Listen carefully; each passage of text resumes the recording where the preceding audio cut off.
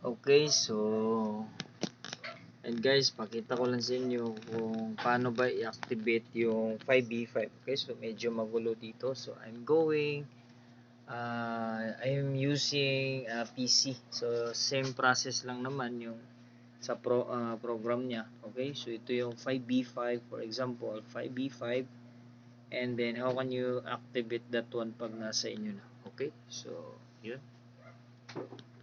So una, yun, connect ka sa modem mo dun sa 5v5 mo. So ako, gumamit ako ng Piso Wi-Fi. Okay, so kung makikita nyo, merong nakalagay dyan na no data connection. It because wala pa yung internet kasi nga i-activate pa natin.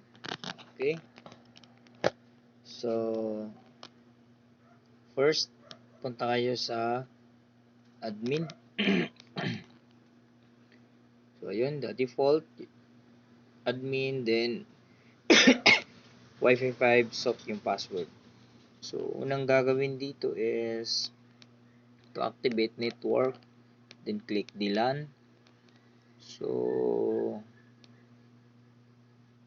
pag wala pang nakalagay dito sa inyo, so type nyo lang yung 20.0.0.1, then click the save. So after nyan, kung makikita nyo, ito yung identification kung may internet ba or wala yung system natin. So window natin rather. So ito yung kagandahan niya, because the system is sasabihin niya kung down ba or up. So makikita sorry makikita naman dito na nakalagay dyan down. So 1000 Mbps. Okay, so how to activate? Punta muna kayo sa VLAN. Okay, so mag-add lang tayo dito ng VLAN add. Tapos lagay ko dito yung 23 and then 24. And then, yung ISP po natin is 20 yung ilagay ko. So, ganyan lang yung gagawin. So, the 22, 23, 24 that is the VLAN ID. So, naka-default na use natin ngayon is yung 22. Then, the 23 and 24, that is the preparation for dalawang EP.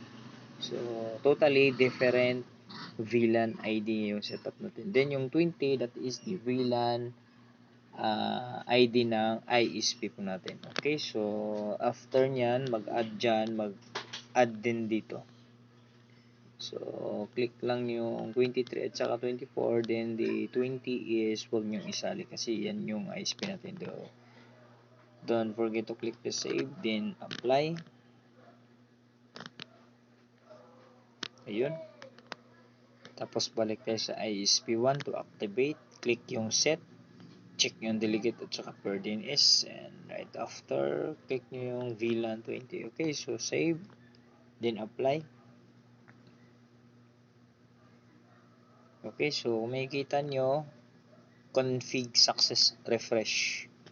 So after that makikita nyo yun, meron ng internet. So totally meron na yan. So change ko muna yung yung portal natin. So pinakababa dito kayo sa, so it's up to you, depende po sa explore nyo. So sa setup ko is ito yung chine-check ko. Okay, so nasa inyo na po kung ano yung i-check nyo dyan. So ito po yung setup po, then save. Then after that, mag-generate po ako ng vouchers para magka-internet ako, kasi nga walang insert pin dito kasi PC yung gamit ko. Okay, so 1 hour lang muna. Free, click generate, copy the code, then yes, go to portal. So makikita niyo wala insert pin kasi nga PC yung gamit natin. Click niyo yung vouchers, paste, then login. So automatically magkakaroon po yan ng internet. Yun.